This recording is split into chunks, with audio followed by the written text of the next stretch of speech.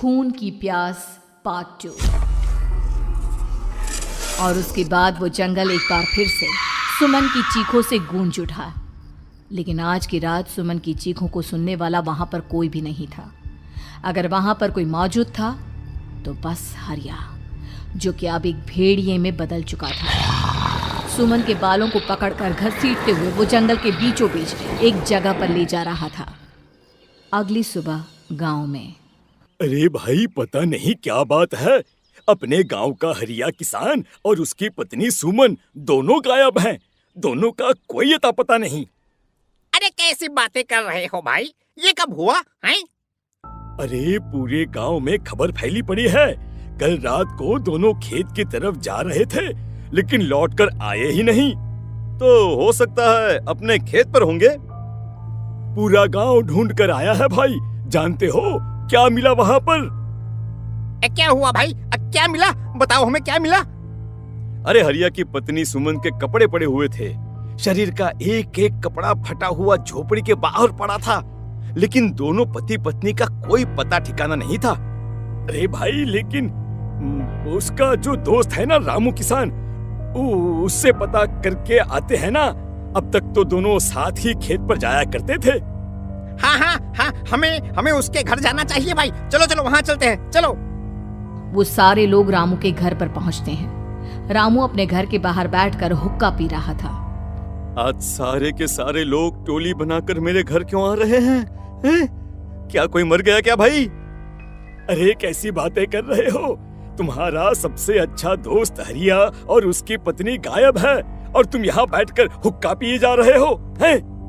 रामू ने अजीब सी नजरों से उन सब गांव वालों की तरफ देखा, जिसकी वजह से वो लोग एक बार के लिए डर गए। गायब है?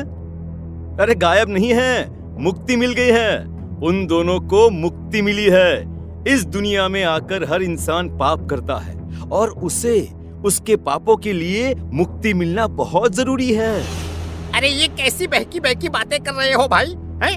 और इसका चेहरा अजीब सा क्यों लग रहा है? लगता है दोस्त के मरने का गम बैठ गया है।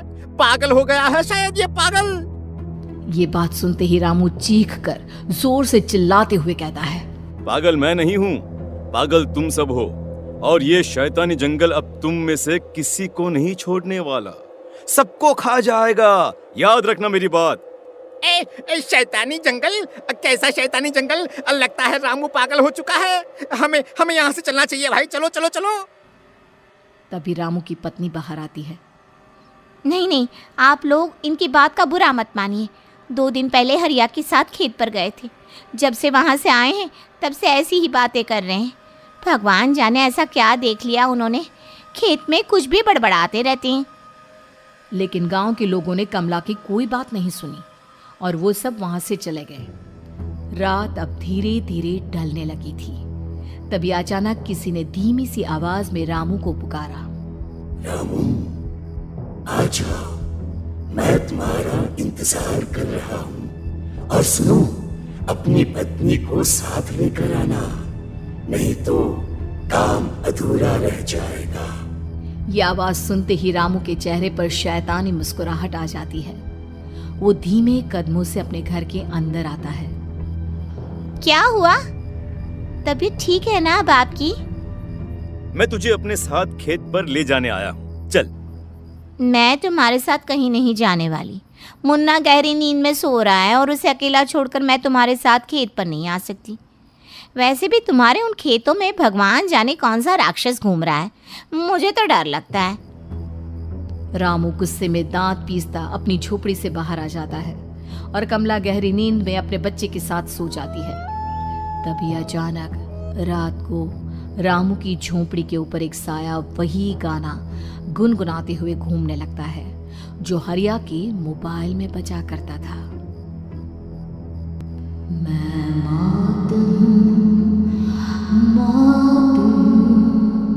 मौत जो पसरी है चारों ओर, जो आएगी कहीं से भी निगल जाएगी सबको। मैं मौत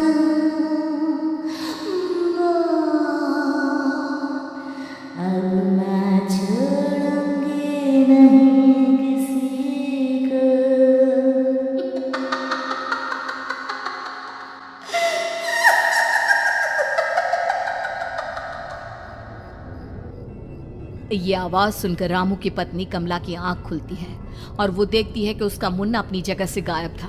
कमला चीखते हुए बाहर दौड़ कर आती है।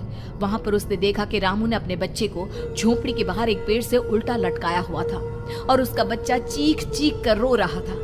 वहीं दूसरी तरफ एक साया बच्चे के ठीक नीचे आग जलाकर उसके चारों तरफ हैवानों की तरफ नाच रहा था।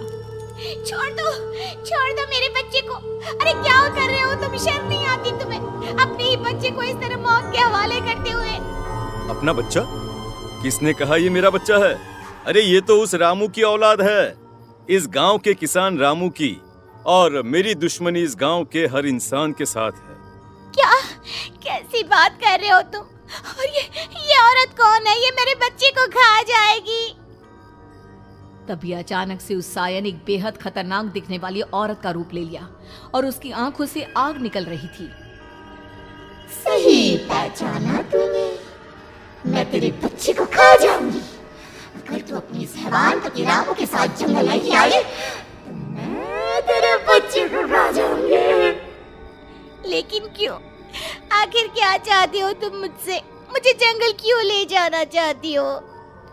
औरत बुरी तरह से ठहाके मार मार कर जोर जोर से हंसने लगी और साथ में रामू भी। ये तो तुझे वहाँ चलने के बाद ही पता चलेगा ना।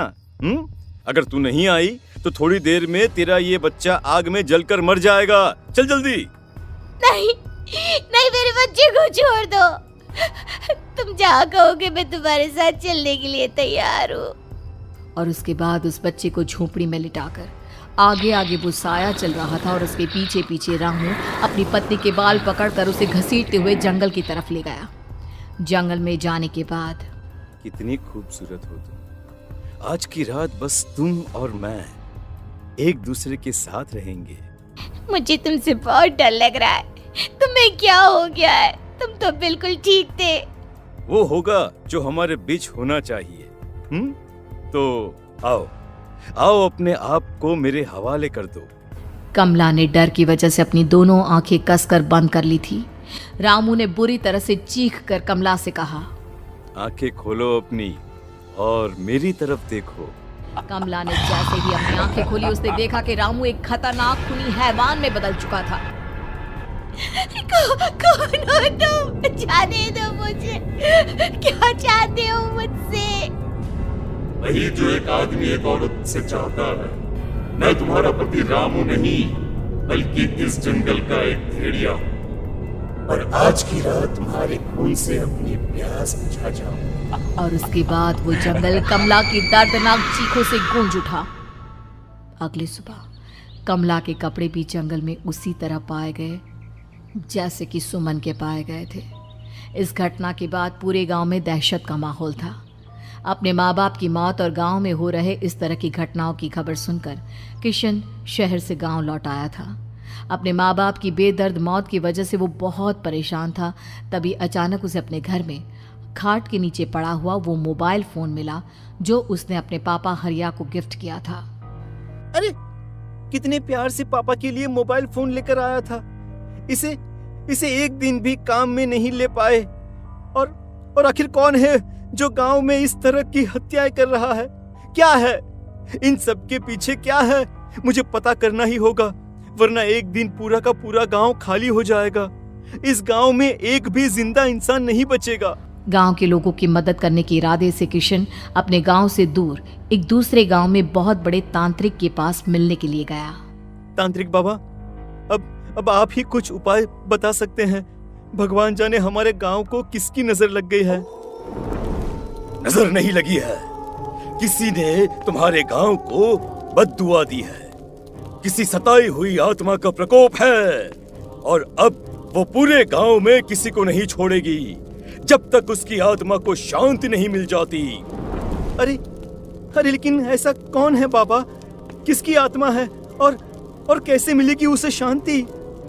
मौत है, मौत कहीं से भी आएगी और सबको निगल जाएगी। इससे बचने का सिर्फ एक ही उपाय है, लेकिन उस उपाय को करना आसान नहीं होगा। जो भी उस उपाय को करने की कोशिश करेगा उसकी जान जा सकती है। भले ही मेरी जान चली जाए, लेकिन मैं अपने गांव के लोगों की जान बचाने की पूरी कोशिश करूंगा बाबा। तो ठीक है, फिर अगली अमावस की रात जैसा मैं कहता हूँ वैसा ही करना। अमावस की रात तांत्रिक के बताए अनुसार किशन अपने साथ केरोसिन लेकर जंगल की तरफ चल पड़ा। उसके हाथ में देवी के मंदिर का सिंदूर भी था। किशन जंगल के बीचों बीच पहुंचा। ये देखकर उसकी आंखें फटी की फटी रह गई। वहां एक उबलते पानी का तालाब था और कई लोगों की लाश लटक रही थी। किशन की माँ बाप की लाश भी वहीं थी। माँ, बापू, क्या हो गया? ये क्या हो गया? तभी वहां पर एक औरत और आदमी आते हैं। उन्हें देखकर किशन चौंक जाता है। गोपाल काका, आपकी तो 5 साल पहले मौत हो गई थी। और निर्मला काकी, आप? मौत तो हो गई थी, लेकिन तुम ये नहीं जानते कि हमारी मौत कैसे हुई थी। क्या कहना चाहते हैं आप? कुछ नहीं, बस ये जान लो कि अब इस गांव में कोई जिंदा नहीं बचेगा। लेकिन क्यों काकी? क्योंकि 5 साल पहले इन गांव वालों ने मुझे डायन बताकर पत्थर मार मार के मार डाला।